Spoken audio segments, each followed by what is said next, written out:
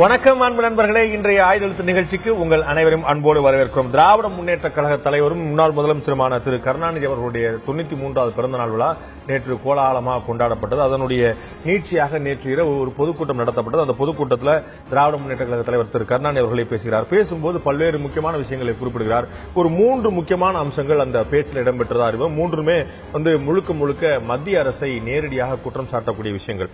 ஒன்று, இந்த 570 கோடி ரூபாய் யாருக்கு சொந்தம், அதற்கு யார் பொறுப்பு, இதற்கு ஏன் உடனடியாக பதில் அளிக்கப்படவில்லை, மத்திய அரசு பதில் அளிக்காவிட்டால் ஒட்டுமொத்தமாக நாடு முழுவதும் புயல் வீசக்கூடிய அளவுக்கு பதிலை பெறக்கூடிய அளவுக்கு ஒரு போராட்டத்தை நடத்துவோம் என்று ஒரு சந்தேகத்தை, ஒரு குற்றச்சாட்டை வைத்திருக்கார். மத்திய அரசு அதற்கு பதில் அளிக்க வேண்டும் என்று சொல்லியிருக்கார். இரண்டாவதாக, அரவக்குறிச்சியிலும் தஞ்சாவூரிலும் ஏன் தேர்தல் தள்ளி வைக்கப்பட்டது, நாங்கள் தேர்தல் நடந்திருந்தால் இந்த மாதிரி ரத்து செய்யப்படாமல் தள்ளி வைக்கப்படாமல் தேர்தல் உரிய நேரத்தில் நடந்திருந்தால் நாங்கள் அது வெற்றி பெற்றிருப்போம், எங்களுடைய வெற்றியை தடுப்பதற்காகத்தான் அந்த தேர்தலை தள்ளி வைக்கப்பட்டிருக்கிறது. இறுதியாக இங்குமேல் அதற்கு ரத்து செய்யப்பட்டதற்கும் காரணம் அதுதான். தேர்தலிலேயே தேர்தல் கமிஷனிலேயே சில அயோக்கியர்கள் இருக்கிறார்கள். அவர்கள் இதுபோல திமுக வென்றுவிடக்கூடாது என்பதற்காக சில காரியங்களை செய்கிறார் சொல்கிறார். அதேபோல தேர்தலுடைய முடிவுகள் வந்து கொண்டிருக்கும் போது யாருக்கும் முடிவு என்று தெரியாத போது பகல்ல காலையில 10 மணிக்கே வாழ்த்து சொல்லிவிட்டார். தமிழக முதலமைச்சராக பொறுப்பேற்கக்கூடிய ஜெயலலிதாவுக்கு வாழ்த்து என்று பிரதமர் நரேந்திர மோடி அவர்கள் வாழ்த்து சொல்லிவிட்டார். இது எப்படி சாத்தியமாச்சு, இது எப்படி தெரிந்தது, அவர் ஏற்கனவே முடிவு செய்யப்பட்ட விஷயம் தான் காலைல 10 மணிக்கு வாழ்த்தாக வந்ததா என்று பல்வேறு கேள்வி எழுப்பியிருக்கிறார். இது பாஜக மீது, பிரதமர் நரேந்திர மோடி மீது நேரடியாக திராவிட முன்னேற்ற கழக தலைவர் சொல்லக்கூடிய குற்றச்சாட்டுகள். மறுபுறம் அதற்கு முன்னதாக பேசிய திமுகவுடைய பொதுச் செயலாளர் திரு அன்பழகன் அவர்கள் ஒரு விஷயத்தை சொல்கிறார். இந்த மாதிரி திமுக வென்றது தோல்வி அடைஞ்சதற்கான காரணம் வேறு யாரும் அல்ல, திமுகவினரே தான். கலைஞருடைய பேச்சுக்கு கட்டுப்பட்டு அவருடைய தீர்மானங்களை ஏற்று அவருடைய கட்டளைகளை ஏற்று செயல்பட்டால் தான் நாம வெற்றி பெற முடியும். இது என் நண்பர்கள் சிலர் என்ற தனிப்பட்ட முறையில் சொன்னதான் நான் சொல்றேன். இது என்னுடைய கருத்து அல்ல. இது போல விஷயங்கள்ல நாம தான் அந்த தோல்விக்கான காரணம், வேறு யாரும் அல்ல என்று முன்வைத்தார். இந்த திராவிட முன்னேற்ற கழகத்துடைய தோல்வி, திராவிட முன்னேற்றத்துடைய குற்றச்சாட்டுகள், அதற்கு பாஜகவுடைய பதில்கள், அதிமுகவுக்கும் பாஜகவுக்கும் இதுபோல தொடர்பு இருப்பதாக சொல்லக்கூடிய குற்றச்சாட்டுகள், இதெல்லாம் பற்றி தான் இன்றைய ஆயுதெழுத்து நிகழ்ச்சி நாம் விவாதிக்க இருக்கிறோம். மோடி மீது கருணாநிதி குற்றச்சாட்டு ஆதாரப்பூர்வமா, அர்த்தமற்றதா என்ற தலைப்பில் நிகழ்ச்சி. இந்த நம்முடைய காங்கிரஸ் கட்சியுடைய மூத்த பிரமுகர், ஊடக தொடர்பாளர் திரு இதயத்துல்லா நம்முடைய உங்கள் நிகழ்ச்சிக்கு வரவேற்கிறேன். அதேபோல பாஜகவுடைய முக்கிய பிரமுகரும் ஊடக தொடர்பாளர் திரு நாராயண் நம்முடைய உங்கள் நிகழ்ச்சிக்கு வரவேற்கிறேன். அதேபோல மூத்த பத்திரிகையாளர் திரு ராதாகிருஷ்ணன் நம்முடைய இணைகிறார், உங்கள் நிகழ்ச்சிக்கு வரவேற்கிறேன். அதேபோல அதிமுகவுடைய தலைமை கழக பேச்சாளர் முக்கிய பிரமுகமாக இருக்கக்கூடிய திரு ஆவடி குமார் நம்முடைய இணைகிறார், உங்கள் நிகழ்ச்சிக்கு வரவேற்கிறேன். நான் திரு ராதாகிருஷ்ணன் ஆரம்பிக்கக்கூடிய விஷயம், இந்த குற்றச்சாட்டை அடிப்படையில் நீங்க பார்க்கக்கூடிய விஷயம் 570 கோடி ரூபாய். 3 குற்றச்சாட்டு தனித்தனியாக பார்க்கும்போது நான் முதல் குற்றச்சாட்டு 570 கோடி ரூபாய் எடுக்க விரும்புறேன். 570 கோடி ரூபாய் எப்படி வந்தது, என்ன நடந்தது அப்படிங்கறத பத்தி பிரதமர் பதில் சொல்லி ஆக வேண்டும். அவர் பதில் சொல்லலன்னா நாடு முழுக்க புயல் வீசக்கூடிய அளவுக்கு ஒரு பெரும் போராட்டத்தை நடத்தும் சொல்லி சொல்றார். பிரதமர் இதுல பதில் சொல்லணும்னு திமுக அதில் எதிர்பார்க்கிறது சரியான விஷயம் தானா, அல்லது ஒரு நியாயமா இந்த நாட்டில் ஒரு 570 கோடி ஒரு லம்சம் அமௌண்ட், சாதாரணமான ஒரு தொகை இல்ல, இவ்வளவு பெரிய விஷயம் நடந்திருக்கும் போது பிரதமரோ மற்றவங்களோ அடுத்த வேலையை பார்க்க போயிட்டு இருப்பது சரியில்லை அப்படிங்கிற அவருடைய சந்தேகம் சரிதானா? சந்தேகம் சரிதான். ஆனா பிரதமர் பதில் சொல்லணுங்கிறதுக்கு அதுக்கு வாய்ப்பே கிடையாது. ஏன்னா தேர்தல் ஆணையம் தான் அதுக்கு பதில் சொல்ல வேண்டும். ஏன்னா முதல் முறையாக அந்த நிகழ்வை பார்த்தீங்கன்னா கூட அங்கிருந்து அந்த டிரைவரும் கிளீனரும் இறங்கி ஓடுறாங்க. அப்புறம் ஆந்திரால இருந்து போலீஸ்காரங்க லுங்கியில இருக்கிறாங்க. இந்த மாதிரி நிறைய சின்ன சின்ன முறைகேடுகள் அந்த டிரான்ஸ்பர் ஆஃப் மணிலேயே இருந்திருக்குது. சோ இது என்ன தெரிவிக்குன்னா, அதன் பிறகு எஸ்பிஐக்கு நாம எல்லாருமே கேட்டோம் என்ன நடந்தது, இது உங்க பணம் தானான்னு கேட்கும்போது அவங்க 2 நாள் கழிச்சு திங்கட்கிழமை காத்தால அவங்க அதுக்கான விளக்கம் அளிக்கிறார்கள். இதெல்லாம் சந்தேகத்தை உருவாக்குது. ஏன் இந்த சந்தேகத்தை உருவாக்க விட்டார்கள்? அதுக்கப்புறம் அதுக்கு முன்னால ஆர்பிஐ சொல்லுது இந்த மாதிரி மூவ்மெண்ட்டுக்காக நாங்கள் இதே கூட சான்றை கொடுக்கவில்லை என்ற ஒரு கருத்தையும் தெரிவிக்கிறார்கள். இதெல்லாம் வச்சு பார்க்கும்போது தான் அதுல ஒரு சந்தேகமே எழுது. இது சந்தேகம் எழுந்திருக்க கூடாத ஒரு நிகழ்வு தான் என்று நான் கருதுகிறேன். ஏனென்றால் நேரம் வேற ரொம்ப மோசமான நேரம். தேர்தல் பீக்ல இருக்கும்போது 570 கோடி ரூபாய் டிரான்சாக்சன் ஆகுது அப்படின்னா, அதாவது இப்ப தேர்தல் நடக்கிறதே இப்ப வேற ஒரு சின்ன எக்ஸாம்பிள் சொல்றேன். ஒரு அப் மார்க்கெட் ஸ்கூல்ல போய் நீங்க கேளுங்க, இந்த தேர்தலில் யார் ஜெயிக்க போறாங்க. தேர்தலுக்கு முன்னாடி என்னுடைய ஃப்ரெண்ட் ஒருத்தர் கேட்கிறாரு, இந்த தேர்தலில் யார் ஜெயிக்க போறாங்க. உங்க ஃப்ரெண்ட் அருண் கிருஷ்ணமூர்த்தி தான் கேட்டாரு.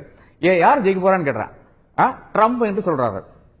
அது அமெரிக்கால நடக்கிற தேர்தலில் இங்க இருக்கிற எல்லா ஸ்கூல்களுக்கும் தெரியுது.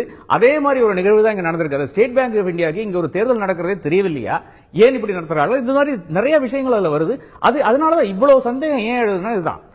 இதுக்கு பிரதமர் பதில் சொல்லணும் அப்படிங்கிற கோரிக்கை நியாயம் இருக்காங்கிறது ஒரு கேள்வி. பிரதமர் பதில் சொல்ல வேண்டிய அவசியம் கிடையாது. தேர்தல் ஆணையம் ஸ்டேட் பேங்க் ஆஃப் இந்தியா மட்டும்தான் அதில் பதில் சொல்ல வேண்டுமே தவிர பிரதமரை இதற்குள்ளால நுழைக்க வேண்டிய அவசியம் கிடையாது என்று நான் கருதுகிறேன். இதயத்துல்லா 570 கோடி ரூபாய் டிரான்சாக்சன் நடக்குது, ஒரு இடத்துல இன்னொரு இடத்துக்கு போகுது. நீங்க அவர் சொன்ன மாதிரி சில அடிப்படையான சந்தேகங்கள், அது முறைகேடுகள் நம்ம சொல்லிட முடியாது. ஆனா டிரைவர் ஓட பார்த்தாரு, போலீஸ்காரங்க கையிலே கட்டிட்டு இருந்தாங்க, 2 நாள் கழிச்சு தான் கிளைம் பண்ணாங்க, இந்த மாதிரியான விஷயங்கள்லாம் இருக்குது. இதற்கு வந்து ஆர்பிஐ பதில் சொல்லணும், இல்லாட்டி எஸ்பிஐ பதில் சொல்லணும் அப்படின்னு சொன்னா நியாயமா இருக்கும். தேர்தல் கமிஷன் வந்து உடனடியாக வழக்கு விசாரிக்கணும், சிபிஐ விசாரிக்கணும். இது எல்லாமே நியாயமான விஷயங்கள் நம்ம பார்க்க முடியும். மாற்றுக்கிறது எல்லாருக்குமே அந்த ஆர்வம் இருக்கு, யாருடைய பணங்கிறதுல தெரிஞ்சுக்கணும். பிரதமர் பதில் சொல்லணும், பதில் சொல்லாட்டி புயல் வீசும், சூறாவளி வீசும் அப்படின்னு சொல்றது வந்து எதற்காக வந்து ஒரு அரசியல் பொலிட்டிக்கல் லிங்க் ஒன்னு கொடுக்கணும் அப்படிங்கறதுக்காக. அது சகோதரர் ராதாகிருஷ்ணன் எல்லா விஷயங்களையும் சொல்லிட்டார், அதை நான் மீண்டும் சொல்ல விரும்பல. அதாவது கேள்வி நியாயமானது, அடுக்கடுக்கான சந்தேகங்கள் வந்திருக்கிறது.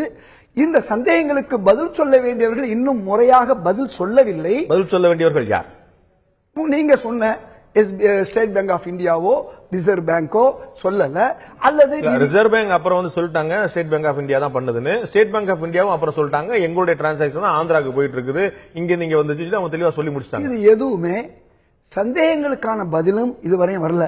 ஏன் இந்த மாதிரி 3 கண்டெய்னர்ல போச்சு, ஏன் இந்த மாதிரி பாதுகாப்பு இல்லாம போச்சு, இப்படியெல்லாம் உள்ள சந்தேகங்களுக்கு இன்றைக்கு வரை பதில் வரவில்லை. இந்த அளவு பணத்தை ஏன் இங்கே கொண்டு போகணும், இதுக்கேன் முறையான ஆவணம் இல்லை.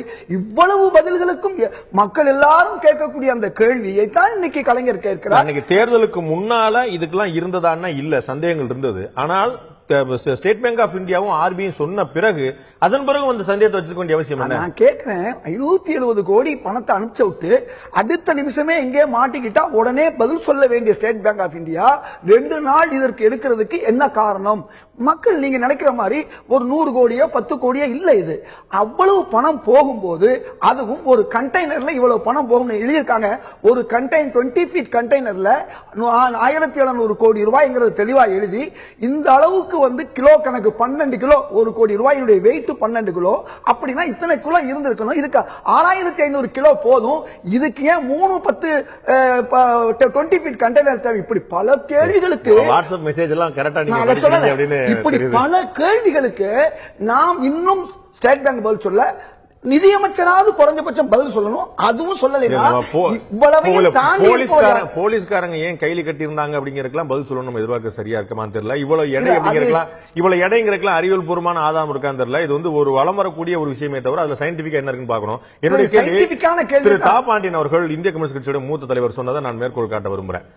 570 கோடி ரூபாய் யாரோ வாக்காளர்களுக்கு பணம் கொடுக்கறதுக்காக ஏதேனும் ஒரு கட்சி கண்டெய்னர்ல வச்சு இப்படி போய் பணம் கொடுத்துருவாங்க சொல்லி சொல்லுவாங்கிற அளவுக்கு அந்த கட்சிகள் முட்டாளா இருக்கிறாங்களா சொல்லி திரு தாப்பானன் கேட்டார். பணம் கொடுக்கறன்னு முடிவாச்சுன்னா யாராவது கண்டெய்னர் அனுப்பி போய் பணம் கொடுத்துருவாங்க சொல்லி சொல்லுவாங்களா? தேர்தல் ஆணையம் இருக்குன்னு தெரியாதா?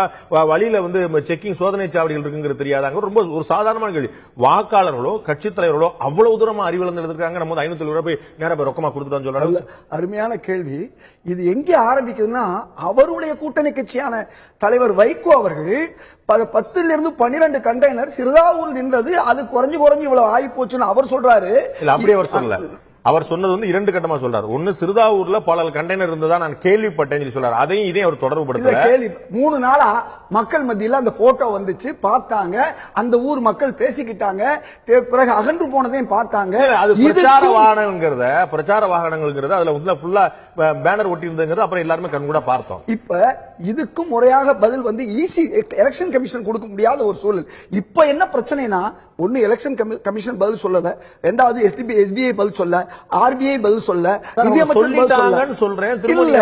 நீங்க ஒரு கேள்விக்கு இது எங்க பணமா, ஆமா இங்க பணம், இவ்வளவுதான்.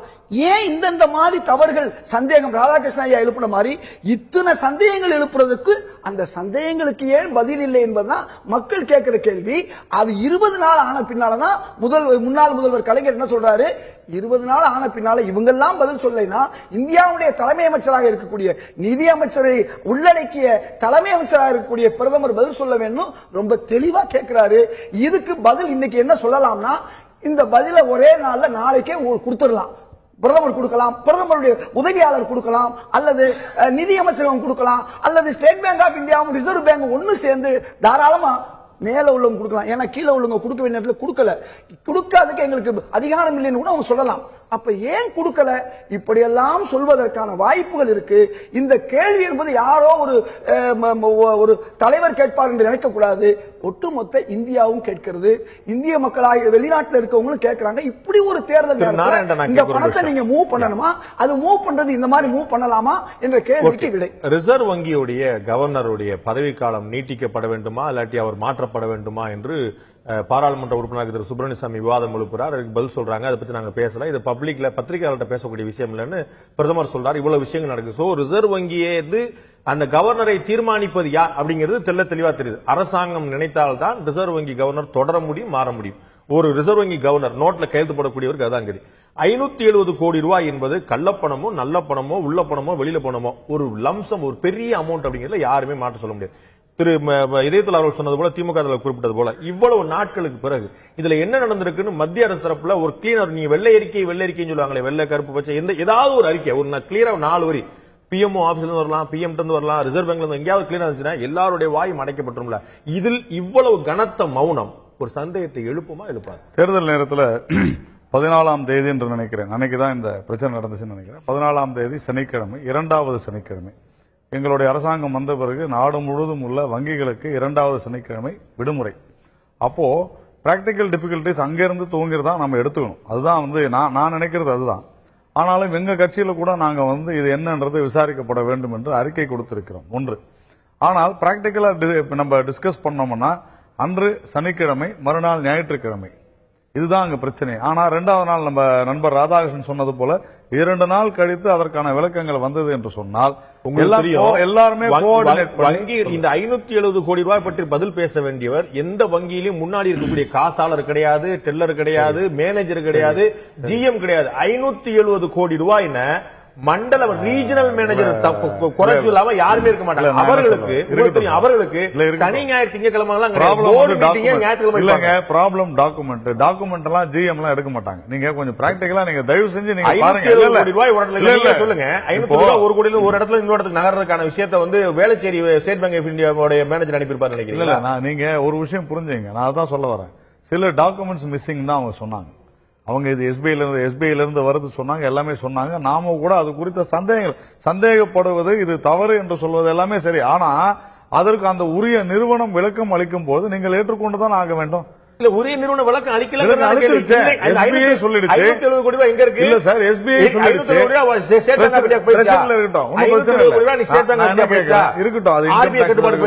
நான் என்ன கேட்கிறேன், மாநில அரசுடைய கஜானால பாதுகாப்பு அப்போ துறை ரீதியான விசாரணை நடந்துகிட்டு இருக்கா? ஒரு நிமிஷம், நீங்களே கான்ட்ராடிக்ட் பண்றீங்க. நான் சொல்றேன், 110 கோடி ரூபாய் கிட்ட தேர்தல் ஆணையம் பறிமுதல் பண்ணுச்சு. கிட்டத்தட்ட 37 கோடி ரூபாய்க்கு கணக்காட்டி வாங்கிட்டு போயிட்டான். சில்லறை சில்லறையா வாங்கிட்டு போயிட்டான். 70 கோடி தான் கணக்குல இல்லாம இருக்கு. 30 கோடிக்கு கீழே கூடிய அமௌண்ட் அவன் கணக்காட்டு போறான். என்னுடைய பணம், அதாவது ஸ்டேட் பேங்க் ஆஃப் இந்தியாவோட 570 கோடி ரூபாய் ஸ்டேட் பேங்க் ஆஃப் இந்தியாவோட கட்டுப்பாட்டுல இல்லாம இருக்கு. அவன் கவலைப்பட வேண்டாம். எங்க இருக்கு அது? எங்க இருக்கு? நம்ம பார்ட்டி ஆபீஸ்லயோ இல்ல தந்தி ஆபீஸ்லயோ இல்ல. That is with treasury. 3 நாள் கலெக்டர் ஆபீஸ்ல கலெக்டர் ஆபீஸ் கவர்மெண்ட் தானே சார். பணம் சேஃபா இல்லையா? நல்லா புரிஞ்சுங்க, பணம் சேஃபா இல்லையா? ஒண்ணு. 2வது, ஒரு அரசு துறை, அதுவும் இவ்வளவு பெரிய பணம் வரும்போது இதுல நீங்க சொன்னதுபடி எவ்வளவு பேர் இன்வால்வ் ஆயிருப்பாங்க. துறை ரீதியான விசாரணை நடைபெற்றுக் கொண்டிருக்கிறது. கண்டிப்பா துறை ரீதியான விசாரணை நடைபெற்று அதற்கு காரணமானவர்களை தண்டிங்க, கண்டிங்க, எல்லாம் பண்ணுங்க. ஆனா முதல்ல என்ன செய்வாங்க, அந்த பண்ண மாட்டாங்க. ரெக்கவர் பண்றதுக்கு உண்டான ஏன் இது செஞ்சீங்கன்னு அவங்க டெஃபினட்டா எலெக்ஷன் கமிஷனுக்கு it will even be discussed in parliament.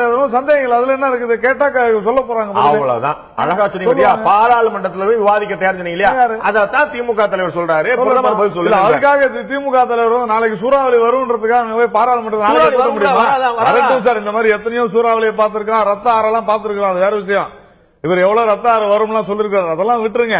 நான் கேட்கறது, பாராளுமன்றத்தில் கேள்வி கேட்டா பதில் சொல்லுவோம். அதுக்காக திமுக தலைவர் சொல்றாருன்றதுக்காக நாங்க சூறாவளி வந்துட போது, புயல் வந்துட போதுன்னு நான் என்ன துறை நடவடிக்கை எடுப்பேன். பாராளுமன்றத்தில் 4 எம்பி ஏதோ கேட்கறாங்க செய்ய முடியும் சொல்லுவீங்க. அப்படி இல்ல. அது எப்படி?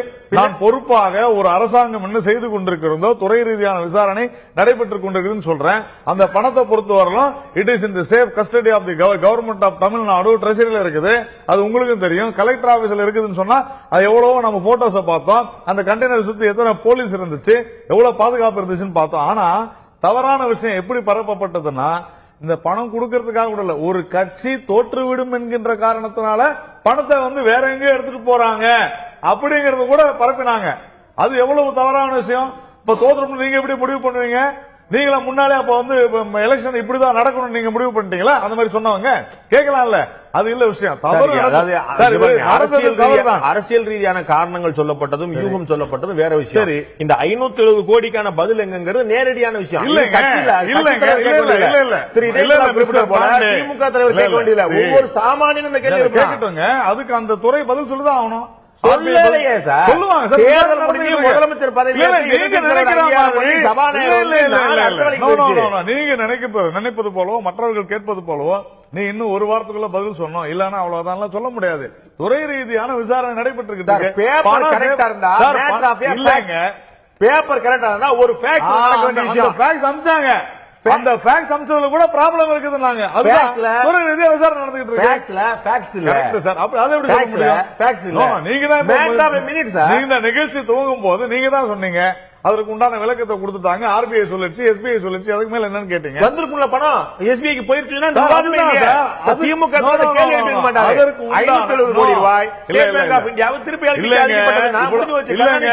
இன்னும் இவ்வளவு பிரச்சனை இருக்குது. ஒரு 3 நாள் வந்து இவங்க கஸ்டடி இல்லாத வேற ஒருத்தர் கஸ்டடியில் இருக்குது. ஆர்பிஐ என்ன செய்யும்? மறுபடியும் போய் பணத்தை என்னன்னு இந்த கட்டு தான் நான் உன்னுணர்த்தி பாருன்பாங்க. எவ்வளவு ஃபார்மாலிட்டி இருக்கும்.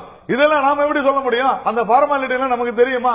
வேணும்னா நீங்க பாருங்க. இதனுடைய ரிப்போர்ட் வரும்பொழுது எவ்வளவு ஒரு மிகப்பெரிய ப்ராசஸ் அது நடந்திருக்கும். தீவிர விசாரணை நடந்து இதை வந்து நிரூபித்து இது சரியான விதத்துல தான் நடந்திருக்கு ப்ரூவ் பண்ணுவாங்க. அதுல எனக்கு ஒன்னும் சந்தேகம் இல்லை. ஆர்பிஐயும் எஸ்பிஐயும் சந்தேகம் இல்ல. நான் வந்து ரொம்ப யதார்த்தமான விஷயத்தை சொல்றேன். நாங்க சொல்லுவோம் இந்த மாதிரி எதிர்காலத்தை சொல்லுவோம் கூட இன்னைக்கு வரையும் சொல்லல. என்ன சார் அது? இது என்ன இவர் இப்படி பேசுறாரு? எஸ்பிஐ மணி அதற்கு பிறகு நடக்கக்கூடிய அந்த ஒரு ஃபார்மாலிட்டிஸ் அவங்களுடைய விஷயம் சார். நீங்க எப்படி 4 நாளா முடிக்கணும்னு சொல்ல முடியும்? தன்னோட பொசிஷன்ல இல்லாத ஒரு பணத்துக்கு வந்து இவ்வளவு கூலா யாருடைய பொசிஷன்ல சார் இருக்கு? நீங்க அதை பாருங்க. நான் மறுபடியும் சொல்றேன். இது என்கிட்ட இருக்குதோ இல்ல என் கட்சி ஆபீஸ்லயோ இன்னொரு கட்சி ஆபீஸ்லயோ இல்ல திமுக ஆபீஸ்லயோ காங்கிரஸ் ஆபீஸ்லயோ இருந்ததுன்னா பிரச்சனை காணாம போகல. இது ஒரு அரசாங்கத்தினால் நிறுத்தி வைக்கப்பட்டிருக்கிறது. அரசு கருவூலத்தில் இந்த பணம் சேர்க்கப்பட்டிருக்கிறது. அப்படின்னா அந்த பணத்தை கண்டிப்பா சேஃபா இருக்கிறது தெரிஞ்சு துறை ரீதியான விசாரணை. நீங்க என்ன சொல்றீங்கன்னா அவங்க தன்னுடைய பணம் ஓடி போய் அந்த பணத்தை எடுத்துட்டு கூடாது. அது இல்ல. பிடிபட்டது ரோட்ல ஒரு சிறிய யாரால பிடிபட்டிருக்கு? கடத்தல்காரர்கள் பிடிபட்டுச்சு. நல்ல வேளை வந்து திரு நாராயணனுடைய சஜஷன் ஏற்று வந்து ரிசர்வ் பேங்க் ஆஃப் இந்தியா வந்து கோயம்புத்தூர் கலெக்டர் எங்களுக்கான வட்டி கொடுங்க, நீங்க தான் இவ்வளவு நாள பணம் அதிமுகவுடைய திரு ஆவடிக்குமார் அவர்கிட்ட கேட்க விரும்புறேன். திராவிட முன்னேற்ற கழக தலைவர் வந்து ஒரு மிகப்பெரிய கேள்வி எழுப்பியிருக்காங்க. இதுக்கு பிரதமர் பதில் சொல்லியிருக்காங்க. அதிமுகவுடைய நிலைப்பாடு என்ன? ஒரு 570 கோடி ரூபாய் சந்தேகத்துக்கு இடமான முறையில் தேர்தல் நேரத்தில் பருது அப்படின்னு சொல்லும்போது புலங்குதுன்னு சொல்லும்போது இது பற்றிய கேள்வி ஒரு எதிர்க்கட்சியுடைய தலைவராக இருக்கக்கூடிய திமுக தலைவருக்கு நியாயமா இருக்குது. அவங்க அதிமுக கூட குற்றஞ்சாட்டுல பிரதமர் தான் கேள்வி எழுப்புறாங்க. உங்களுடைய பார்வை? இல்ல, இது முழுக்க முழுக்க அர்த்தமற்றது, அவசியமற்றது, அரசியல் காரணங்களுக்காக இந்த நாட்டினுடைய அமைப்புகளை கொச்சைப்படுத்துவது. இன்னும் சொல்ல போனா இது வந்து ஒரு சாதாரணமா வங்கிகள் பணத்தை கொண்டு போறதுல அவங்க செய்யறதுல சில எரர்ஸ் இருக்கலாம், தவறுகள் இருக்கலாம். ஆனா அது ரொட்டீனா செஞ்சிட்டு இருக்குது. இது ஏன் இப்ப மாட்டுச்சுன்னா இப்ப யார் பிடிச்சது? தேர்தல் ஆணையம். அப்போ தேர்தல் நடைமுறை இருந்ததுனால அது வந்து பிடிக்கப்பட்டிருக்கு. இவங்க வந்து அதை ரொட்டீனா செய்ய சொல்ல அதுல வந்து கவனக்குறைவா இருந்திருக்கலாம் அல்லது குறைபாடுகளோட செஞ்சிருக்கலாம். அந்த மாதிரி செஞ்சதுனால இப்போ வந்து இது அகப்பட்டது. அப்படி அவர் ஒன்னும் திருட்டு பணம் சொல்லி சொல்லலையே. இல்ல, இதுக்கு பதில் சொல்லுங்க. நான் முடிச்சிடுறேன். அதாவது இதுக்கு அதுக்கும் சம்பந்தப்பட்டு. ஆனா இவர் வந்து நீங்க சொல்றது திருட்டு பணம் சொல்றாருன்றது மட்டும் இல்ல. அப்படி சொல்லல. நீங்க சொன்ன அப்படி சொல்லலங்க. நான் சொல்றேங்க. இவர் நேத்தைக்கு சொல்லல. ஆனா இந்த பணம் பிடிபட்டதுல இருந்து இது அதிமுக பணம் சொல்லி அவதூறாக பிரச்சாரம் பண்ணி அனைத்து இந்திய அண்ணா திராவிட முன்னேற்ற கழகத்தின் போது சேட்டை வாரி வைத்துக் கொண்டிருக்காரு. தேர்தல் ஆதாயத்துக்காக இதை பயன்படுத்தியிருக்காரு. இன்னைக்கு முழுக்க முழுக்க இதை வந்து ஒரு ஆதாரபூர்வமற்ற ஒரு வங்கி நடைமுறையில் இருந்த ஒரு குறைபாடு அல்லது தவறை அரசியல் காரணங்களுக்காக இதை கொச்சப்பட எதுக்கு பிரதமரை வந்து இதுல சம்பந்தப்படுத்துறாரு? இதுல நீங்க அதுதான் நான் முடிச்சேன் எதுக்கு சம்பந்தப்படுத்துறாங்க திரு நாராயணன் கேள்வி சொன்னேன். ரிசர்வ் வங்கியுடைய கவர்னரா உங்களதான் கேக்குறேங்க. கேள்விக்கு நான் பதில் சொல்றேன். ஒரு நிமிஷம் விடுங்க, நான் சொல்றேன். உங்களுடைய சந்தேகம் நான் கேக்குறது, ரிசர்வ் வங்கி ஒரு தனிப்பட்ட அமைப்பு இருந்தாலும் அந்த வங்கியுடைய கவர்னர் யாருங்கிறது பிரதமர் தான் தீர்மானிக்கிறார். இயல்பான கேள்வி. இதற்கு அதிமுக தலைமை பதில் சொல்லணும்னு அவர் கேட்கல. அவர் கேட்கறது பிரதமர் பதில் சொல்லணும். நீங்க ஒரு பிரதமர் கிட்ட இது கேட்கிறாருன்றதுக்கு முன்னாடியே இந்த பேச்சினுடைய முதல்ல பேசின பகுதியை வச்சுட்டு இரண்டாவது பகுதிக்கு நீங்க வந்து விவாதம் பண்றீங்க. முதல் பகுதியில் சொல்றாரு, என்ன சொல்றாரு? முதல் பகுதியை படிங்க. இன்று ஏதோ சூழ்ச்சிகள் செய்கிறார்கள். அது எந்த அளவுக்கு போயிருக்கிறது என்றால், கடந்த சட்டமன்ற பொது தேர்தலில் தேர்தல் முடிவுகள் நாளன்று பிரதமர் நரேந்திர மோடியே காலை 10 மணிக்கு ஜெயலலிதாவுக்கு இது வேற வாழ்த்து சொல்லுகிறார் என்றால், அடுத்து கேட்க போறேன். நான் சொல்றேங்க. என்ன முடிச்சு 570 நீங்க 10 மணிக்கு தேர்தல் முடிவு எப்படி இருக்கும் என்று இதை வைத்து வெளிப்படையாக பகிரங்கமாக குற்றம் சாட்டுகிறேன் சொல்லிட்டு இதற்கு அதுக்கு அடுத்த ஸ்டெப்ல இதை கொண்டு வராரு. அப்போ இல்ல அவரு முதல் குற்றச்சாட்டு இல்ல, அவருடைய பேச்ச பாருங்க. ஒரு நிமிஷம் இருங்க. நான் அவரிடம் கேட்க விரும்பும் மற்றொன்று அப்படின்னு சொல்லிட்டு தான் கேட்கிறாரு. அப்போ இதை லிங்க் பண்ணவே இல்ல. நீங்க சொல்ல வரதான் நானும் சொல்றேன். 10 மணி நீங்க முதல்ல நிறைய பிரதமர் அனைத்து இந்திய அண்ணா திராவிட முன்னேற்ற கழகத்தை வெற்றியை விரும்புகிறார் அல்லது உருவாக்குகிறார் என்ற ஒரு தோற்றத்தை உருவாக்கிட்டு அதுக்கு அடுத்து இந்த பணத்தை ஏன் கண்டுபிடிக்கல, அதை ஏன் விசாரிக்கல என்றார். அப்போ இந்த பணம் வந்து பிரதமர் தலையிட்டு இந்த பணத்தை இன்னைக்கு பாதுகாத்துட்டு இருக்காரு அல்லது பிரதமருக்கு தான் தெரிஞ்சு இந்த சம்பவம் நடந்ததுன்னு ஒரு தோற்றத்தை உருவாக்குறாரு.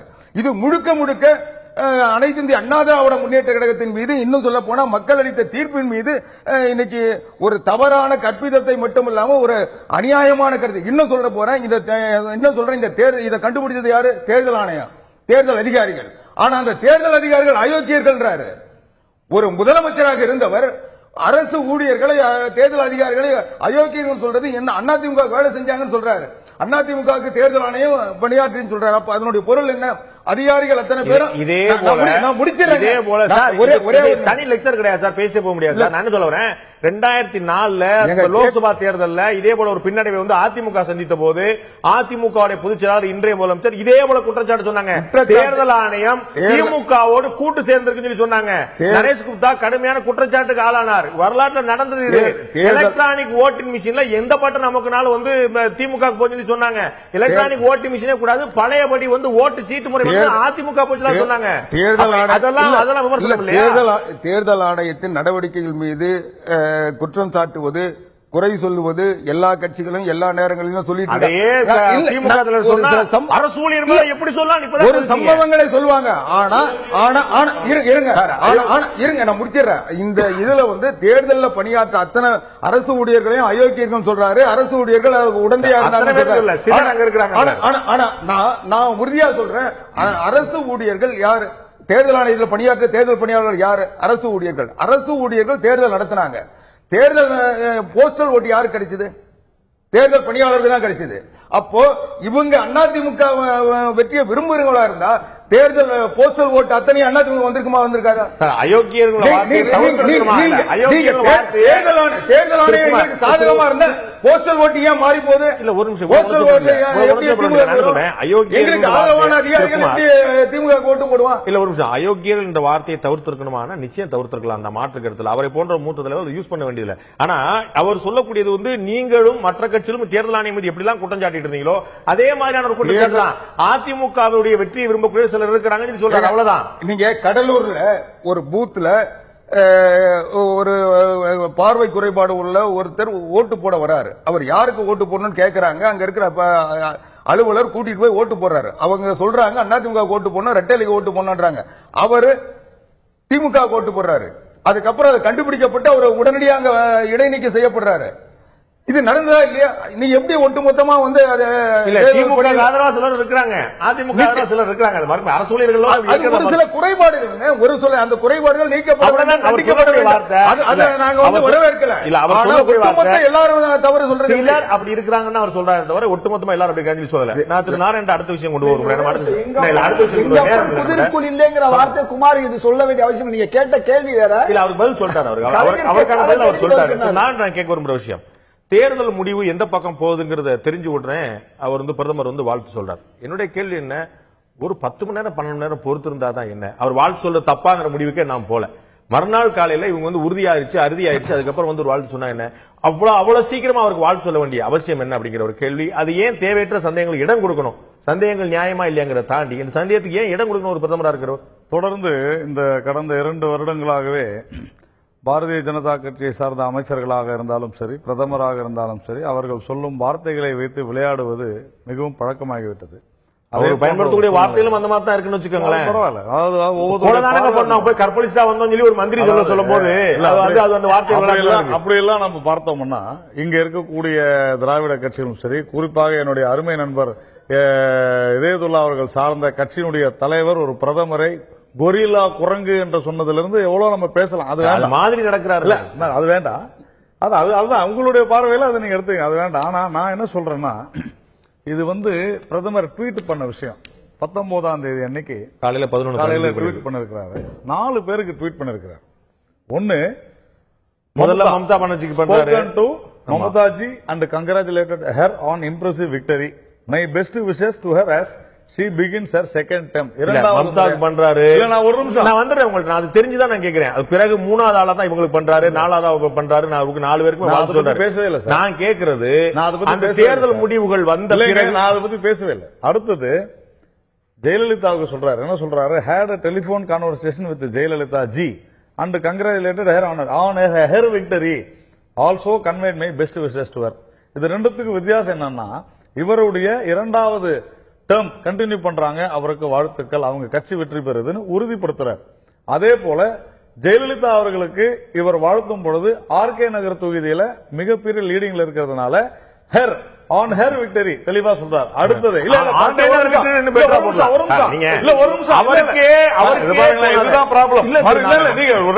பேச விடுங்க.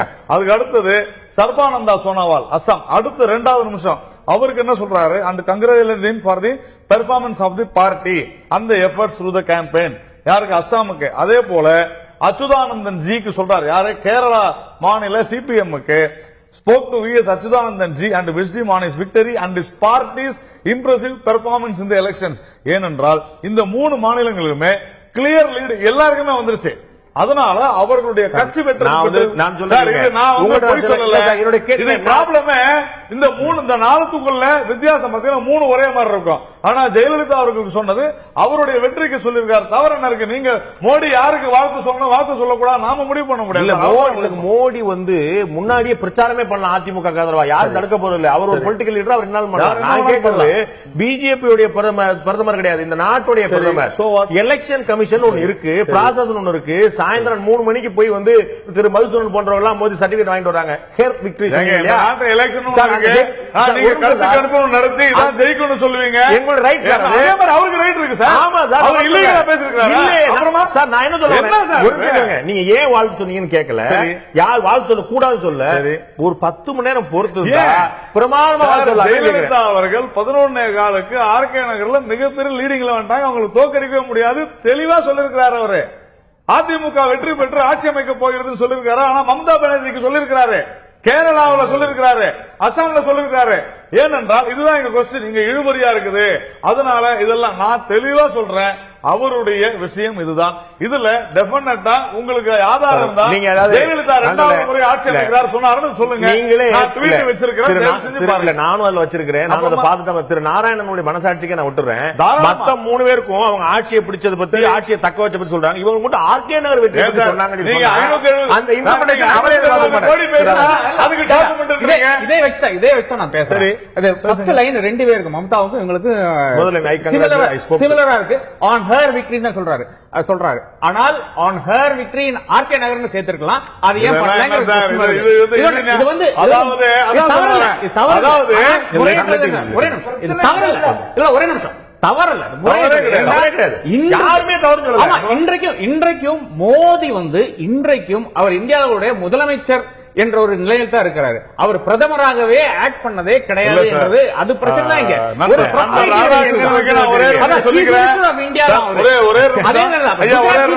யாரும் வந்து எந்த முதலமைச்சரா இருந்தாலும்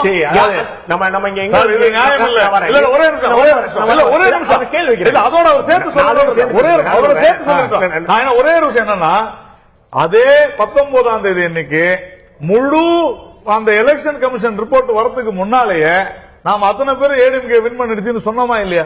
நீங்களும் இல்லையா? நாராயணன் சொல்வதற்கும் பிரதமர் சொல்வதற்கும் சொன்னா எல்லாத்தையும் கேட்டுப்பீங்களா? பிரதமர் என்ன சொன்னாலும் கேட்டுப்பீங்களா? விஜய் கேட்க மாட்டேன். அதுதான் சார் பிரச்சனை. நீங்க பிரதமர் பேசக்கூடாது. பிரதமர் பேசுவதை உன்னிப்பாக கவனித்து கான்ஸ்டிடியூஷனல் அத்தாரிட்டி இது செய்யக்கூடாதுன்னு எங்க இருக்குதா? கிடையாது. அவர் நரேந்திர மோடி அவருடைய பிரைம் மினிஸ்டருடைய அவர் நரேந்திர மோடிங்கிற பர்சனல் ட்வீட் பண்ண முடியல. பிரைம் மினிஸ்டருடைய அபிஷியல் ட்வீட்ல இருந்து கூட பண்ணலாம். நான் சொல்றேன், வாழ்த்து சொல்வது குற்றம் அல்ல, சட்டவிரோதம் அல்ல, இல்லீகாலிட்டி எதுவுமே கிடையாது. அவர் திமுக தலைவர் எழுப்பக்கூடியதும் சாமானிய கேட்கிறது. திமுக தலைவர் ஒவ்வொரு முறை ஜெயிக்கும் போது காலைல 12 மணிக்கு எத்தனை பேர் ஆயிரக்கணக்கான லட்சக்கணக்கான கியூ கோபாலபுரத்தில் இருந்தது இல்லையா? அன்னைக்கு எங்க போனீங்க? இந்த நாட்டுடைய பிரதமர் கம்மியா?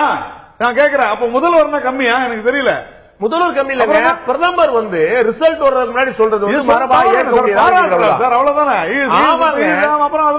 ஆனா உங்களுக்கு தெரியும், தேர்தல் முடிவுகள் வந்து 2 மணி 3 மணி வரைக்கும் பல இடங்கள மாறி. சென்னையில 2-3 தொகுதியில 3 மணி 4 மணி ஆகி வராம இருந்தது. பல இடங்கள்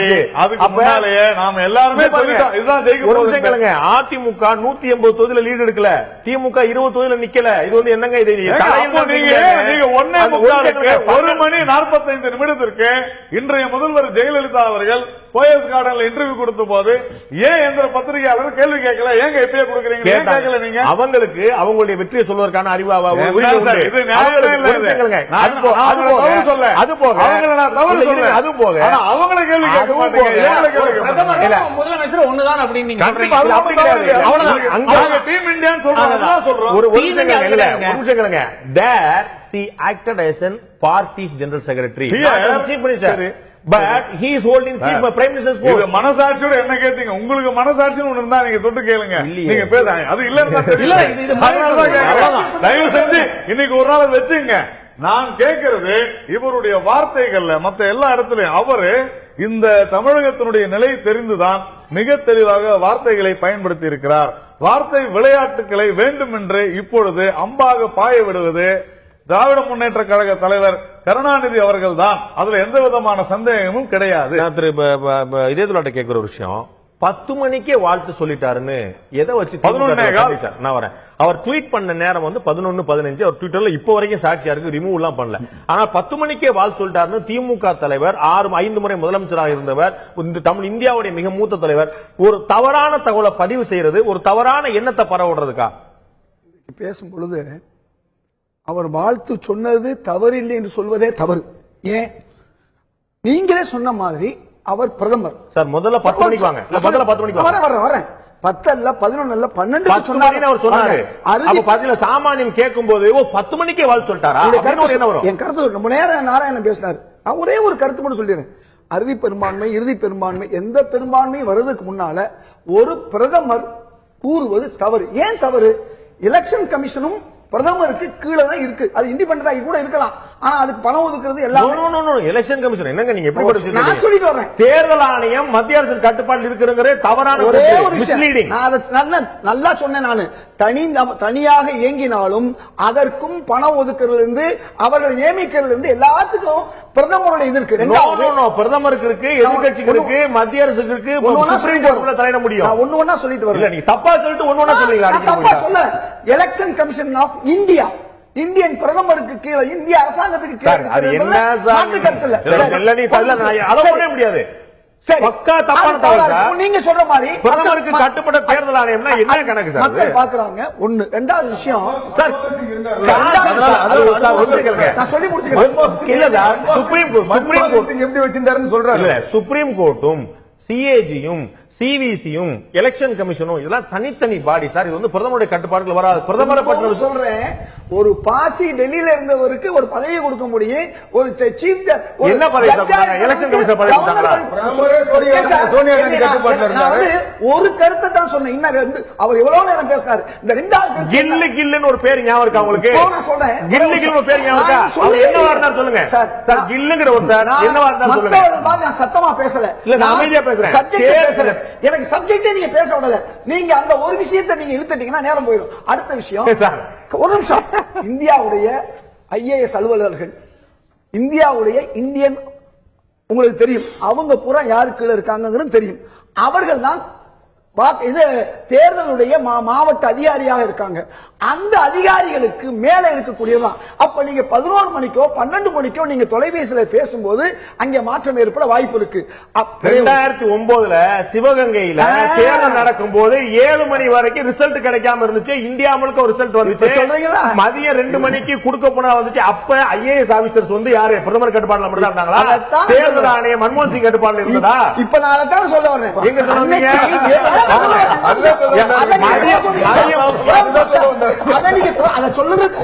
சொல்லுவீங்கன்னா நான் இதை சொல்றேன். 7 மணிக்கு சொன்னது 7 மணிக்கு நடந்ததுக்கு இன்னைக்கு அவ்வளவு பெரிய பூதகரமான உருவாக்கம். இன்னைக்கு 10 to 11 மணிக்குள்ள இந்த வாழ்த்து நான் கேட்கிறேன். 40 தொகுதிக்கு ரிசல்ட் வந்துருச்சு. ஒரு தொகுதி மட்டும் ரிசல்ட் வரல. அதுக்கு வந்து திரு ராஜகண்ணப்பன் வழக்கு போட்டிருக்காரு. என்னை கூட்டு வாங்கி சர்டிபிகேட் வாங்கி போன்னு சொன்னாங்க. திடீர்னு பார்த்தா கொஞ்சம் வெயிட் பண்ணுங்க. ஆயுதப்படை வேண்டியது சார்.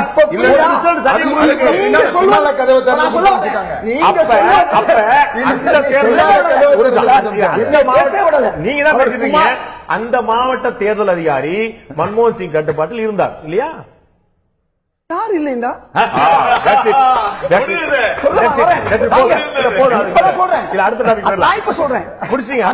அந்த நிலைமை இல்ல.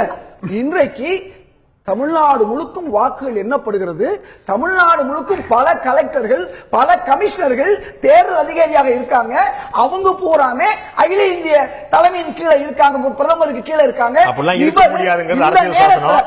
அப்படிலாம் பண்ண முடியாது. இது மட்டும் முதல் தடவை இல்ல சார். இலங்கையுடைய ராஜபக்சே தேர்தல் வாக்குகள் என்பதற்கு முன்பாக அவருக்கும் வாழ்த்து தெரிவித்தவர் தான் பிரதமர். அதைத்தான் சொல்ல வரேன். தேர்தல் என்ன கேட்கிறாரு? ஒண்ணு ராஜபக்சே நேர்ல கூப்பிட்டு அவர் வந்து சென்னை இந்தியாவுக்கு வந்திருந்த போது அவருக்கு வந்து நான் வாழ்த்து சொன்னேன் ட்வீட் பண்ணாரு. அவர் தேர்தலுக்கு முன்னாடி ரிசல்ட் வர்றதுக்கு முன்னாடி என்ன மாத்தி சொன்னேன். ஒரு நாட்டுல 2 கேண்டிடேட் இருக்கும் போது இன்னைக்கு அவர் தோத்து போயிட்டாரு. நான் திரு ஆவடிக்குமார்ட்ட ரொம்ப ஆசைப்பட்டு கேட்கக்கூடிய ஆவடிக்குமார் அவர்கிட்ட கேட்க விரும்புற விஷயம், மோடி அவர்கள் வாழ்த்து சொன்னது ஏன் லேட்டா சொன்னார், சீக்கிரம் சொன்னாருங்கிறத தாண்டி தேர்தல் முடிவுகள் முழுமையாக வெளியிடப்படுவதற்கு முன்னால், தேர்தல் ஆணையம் வெற்றி தோல்வியை நிர்ணயித்து சான்றிதழ் வழங்குவதற்கு முன்னால் தமிழகத்தில் தேர்தல் பணியில் தேர்தல் கட்டுப்பாட்டில் இருக்கக்கூடிய IAS IPS அதிகாரிகள் வரிசை கட்டி நின்று முதலமைச்சருக்கு வாழ்த்து சொன்னார்கள். இது தேர்தல் விதிகளுக்கான மீறல் இல்லையா? அதற்கு பிறகு 12 மணி 1 மணிக்கு பிறகு 1 மணிக்கு அவங்க போய் நின்று வாழ்த்து சொன்னாங்கன்னா அதுக்கு முன்னாடி 1 மணி நேரம் முன்னாடி அங்க போய் நின்று இருக்கணும். அப்ப அந்த ஒட்டுமொத்தமா தேர்தல் முடிஞ்சு எண்ணிக்கை அறிவிக்கப்படுறதுக்கு முன்னாடி அவங்க போய் அங்க நின்று இருந்தாங்கன்னா அவர்கள் தொகுதியில இழுக்கக்கூடிய பாக்கி இருக்கக்கூடிய எண்ணிக்கை எவ்வளவு? உடுப்பா போட்டு முடிஞ்சு வச்சு எல்லாம் போட்டு அப்படி ஒரு சாதகம், ஒரு இன்ஃபுளுன்ஸ் இருக்காதா? அதாவது தேர்தல் நடந்த அன்னைக்கு வாக்குப்பதிவுக்கும் வாக்கு எண்ணிக்கை நான் சொல்லுறது நீங்க சொல்லாதீங்க. என்ன வாக்குப்பதிவுக்கும் வாக்கு எண்ணிக்கைக்கும் இடைப்பட்ட நாட்கள்ல எத்தனை அதிகாரி போய் அறிவாலயத்தில் நின்னாங்க, எத்தனை அதிகாரிகள் போய் அது நீங்க இடமாற்றம் செய்யச்சே தெரிஞ்சுக்கலாம்.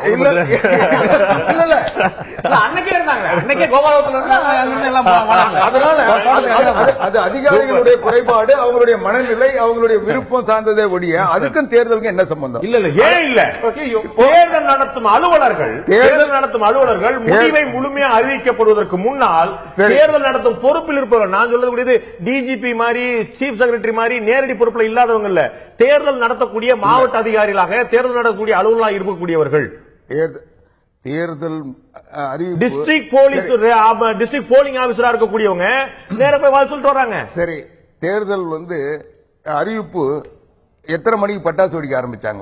உங்க பட்டாசு வெடிக்கிறது கட்சிக்காரங்க. நீங்க கேள்விகளே அடிக்கிட்டு இருந்தீங்கன்னா பதில் நான் எப்படி சொல்ல முடியும்? பட்டாசு வெடிக்கிற பத்தி சொன்னீங்கன்னா, அதாவது உங்க தொலைக்காட்சி உட்பட, தந்தி தொலைக்காட்சி உட்பட 11 மணிக்கே என்ன ரிசல்ட்ன்றதை சொல்லிட்டீங்களா இல்லையா? இல்ல, தந்தில அதிகாரப்பூர்வமா வர்ற வரைக்கும் சொல்லல. நம்ம 1 மணிக்கு மேல நான் நிகழ்ச்சியில வந்த பிறகுதான் இது அதிகாரப்பூர்வமா 117 எண்ண உள்ளதிலேயே கடைசியா கொண்டு வந்து தந்தி டிவி தான். ஏன்னா ஆத்தென்டிகேட்டா வர வரைக்கும் நம்ம போகக்கூடாது, உணர்த்தக்கூடாதுன்னு தெளிவா அறிவிச்சுக்கிட்டே இருந்தோம். எல்லாருமே போட்டாங்க. நீங்க அரசாங்க டிவி பொதிகை உட்பட எல்லா தொலைக்காட்சியிலையும் சார், நீங்க தொண்டர்கள் ஆரம்பிங்க, தந்தி டிவி ஆரம்பிங்க, பொதிகை டிவி போங்க, அப்படியே நீங்க எங்க போனாலும் அதை பத்தி பேச்சே இல்ல. பேச்சு மாவட்ட தேர்தல் அதிகாரிகளாக இருக்கக்கூடியவர்கள் தேர்தல் பணி முடிவதற்கு முன்னால். நான் சொல்லி முடிச்சிடுறேன். அதாவது தந்தி டிவில இதை சொல்றீங்க, ஆனா யார் முன்னிலைன்னு சொல்லியிருப்பீங்க, அது கூட இல்லனாலும் பரவாயில்ல. இல்ல சார், நீங்க சொல்லணும், நான் ஒத்துக்கிறேன் சார். அதிமுக வெல்ல போகுதுங்கிறது 11 மணிக்கு எல்லாருக்கும் தெரிஞ்சிருச்சு. நேரடியா வாங்க, இருங்க, தெரிஞ்சிருச்சு. அது மட்டும் இல்ல, அறிவாலயத்துல பெண்கள் அழுவுறத உங்க தொலைக்காட்சி உட்பட எல்லா தொலைக்காட்சியும் காட்டினீங்க. அவங்களே சொல்றதெல்லாம் ஃபேக்ட் சார். பதிலுங்க, நீங்க பதில் எதுன்னா, நீங்க எல்லா முடிவும் அறிவிச்சிட்ட உடனே அவங்க எலெக்ஷன் ப்ராசஸ் எல்லாம் முடிஞ்சு ரிட்டர்ன்ல தர்றது கொஞ்சம் தாமதம் ஆகும். அதுக்காக பட்டாசு வெடிக்காம இருக்கிறது இல்ல, விழா கொண்டாடாம இருக்கிறது இல்ல. அந்த பட்டாசுக்கு நான் திரும்ப சொல்றேன் சார், சீஃப் செக்ரட்டரியை விட்டுருங்க, ஹோம் செக்ரட்டரியை விட்டுருங்க, டிஜிபியை விட்டுருங்க, தேர்தலுக்கு தனி டிஜிபி போட்டாச்சு. ஆனால் தேர்தல் நடத்தக்கூடிய அலுவலர்களாக இருக்கக்கூடியவர்கள் ரிசல்ட் முடிஞ்சு அனௌன்ஸ் பண்ணி எல்லா 232 பேருக்கும் சர்டிபிகேட் கொடுக்கறதுக்கு முன்னாடியே போய் நின்னுட்டாங்க. 232 தொகுதியில இருந்து நிக்கல, யாரோ ஒரு சிலர்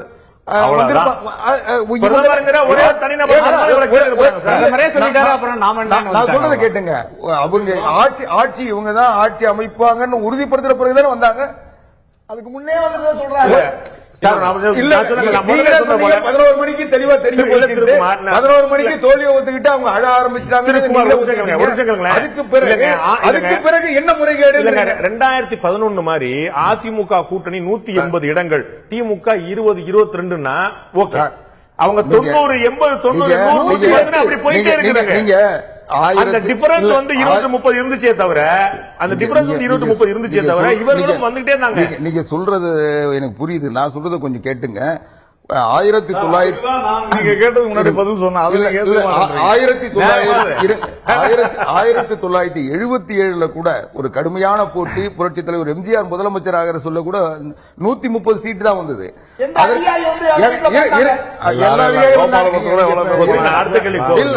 அதுக்கு பிறகு ஆட்சியை கலைச்சிட்டு மறுபடியும் ஆட்சி வர சொல்ல 1980 131 தான் வந்தது. இது ஒண்ணும் நியர் கிடையாது. இது வரைக்கும் தொடர்ந்து ஆட்சிகள் வர சொல்ல இல்ல, இது வரலாற்று சிறப்பிக்க வெற்றின்னு 100 முறை சொல்லியாச்சு. நம்ம அதுல ஒன்றும் குழப்பம் இல்ல. ஆனா அதிகாரிகள் சொல்ல வர்றது எதிர்கட்சிகள் எண்ணிக்கை பலவா பிரிஞ்சிருக்குமே ஒழிய எதிர்கட்சிகள் இல்ல அதிகமா வந்தது.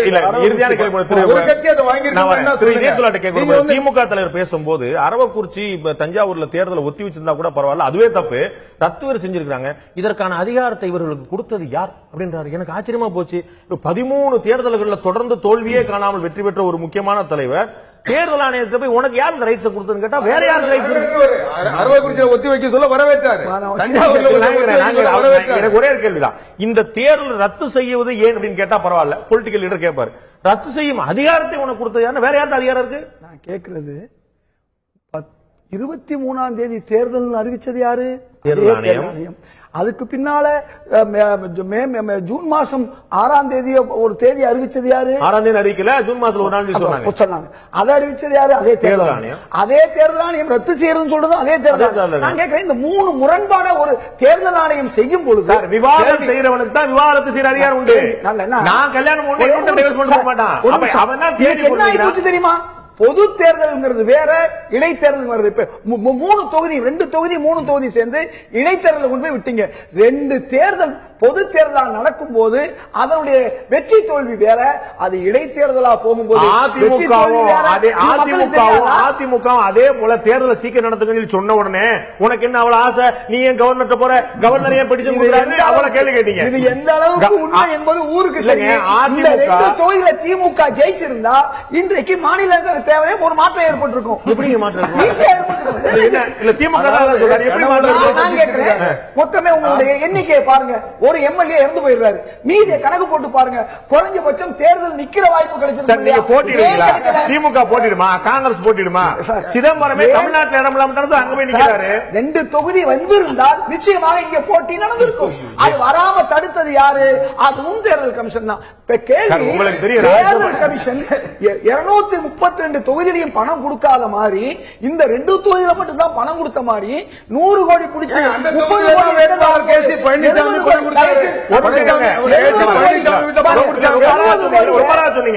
சொன்னீங்க. அதிமுக பணம் வாங்கிட்டு தான் 98 தொகுதி மக்கள் உங்களுக்கு வாக்களிச்சாங்களா? நான் கேட்கிறேன், 232 அதிமுக பணம் கொடுத்துச்சுல. அந்த மக்கள் ஏற்கனவே வந்து இந்த அதிமுகவை அகற்றுவதற்கு முயற்சி எடுக்கிறார்கள். அந்த முயற்சி தடுப்பது இந்த பணம் தான். அப்ப 98 தொகுதியில அதிமுக திமுக கூட கொடுத்துச்சா? 98 தொகுதியில அதிமுக திமுக கூட பெரும்பாலான ஊடகங்கள் அதிமுகவுக்கு எதிர் வந்து திமுக அல்ல, அது மதிமுக கூட்டணி அல்லது சீமானுடைய கூட்டணி அல்லது பாமகன்னு சொல்லி பெரும்பாலான ஊடகம் சொன்னப்ப, ஆனா இன்னைக்கு அவங்க எல்லா கட்சியும் 1% 1% நீ பதில் சொல்லுங்க. அது கூட அந்த வேட்பாளருடைய குடும்பம் போட்ட ஓட்டு திமுக கேட்கிறேன்.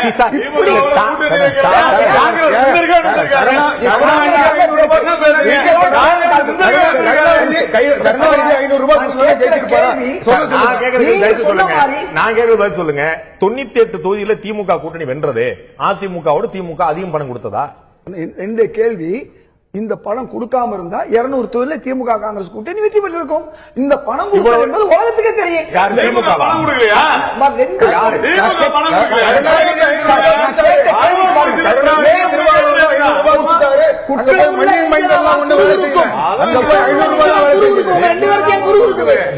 எனக்கு ஏன் நீங்க பதில் சொல்ல மாட்டீங்க? உங்களுக்கு என்ன கூட்டம்? தமிழ்நாடு மக்களுக்கு தெரியும், தஞ்சாவூரும் அரவக்குறிச்சி மட்டும்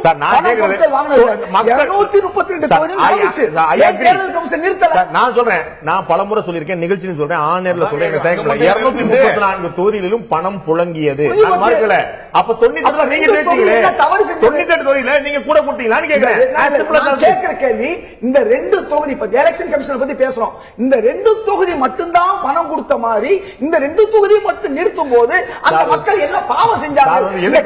மக்கள் கேட்கிறாங்க, எது பேசுறாங்க? இந்த பக்கம் வந்து பேசுறது சொல்லுவாங்க, இந்த பக்கம் வந்து சார் வந்து அது காதை வாங்க மாட்டீங்க வளர்த்துரு. ஓகே, நம்ம நிகழ்ச்சி பிடிக்க வேண்டி வந்துருச்சு. நம்ம நிச்சயமா பல கேள்வி தொடர்ந்து கொண்டே இருக்கின்றன. இந்த இடத்துல வந்து இன்னொரு முக்கியமான விஷயம் பற்றி விவாதிக்க முயற்சி பண்ணோம். திராவிட முன்னேற்ற கழகத்துடைய தோல்விக்கான காரணம் திமுக தானே தவிர வேற யாரும் அல்ல என்று அந்த கட்சியுடைய முதுபெரும் தலைவரும் பொதுச் செயலாளர் திரு அன்பழகன் குறிப்பிட்டார். அதை பற்றி விவாதத்திற்கான நேரம் இல்லாமல் போச்சு. நிச்சயமா தேர்தல் ஆணையம் வந்து சில தேர்தல் ஆணையத்தின் மீதும் பிரதமர் மீதும் மற்ற கட்சிகள் மீதும் திமுக தலைவர் சந்தேகம், தமிழ்நாட்டுடைய முதுபெரும் அரசியல் தலைவராக கூடிய அவருக்கு சந்தேகம் எழுப்பதற்கான முழுமையான நோக்கம் இருக்கிறது, முழுமையான காரணங்களும் இருக்கின்றன. ஆனால் ஒரு சந்தேகத்தை வெறும் ஒரு வாய் வார்த்தையாக சந்தேகமா மட்டுமல்ல, ஏதேனும் ஒரு ஆதாரங்களை மேற்கோள் காட்டி சொன்னால் தான் இன்னும் சரியா இருக்கும். 10 மணி என்பது 10 மணியில 11:15 தான் அவர்கள் வந்து ஒரு ட்வீட் பண்ணியிருக்காங்க. அதில் திரு நாராயணன் அவர்கள் சொன்னது போல அதற்கான ஒரு காரணம் சொல்லியிருக்காங்க. 4 பேருக்குமே சொல்லியிருக்காங்க.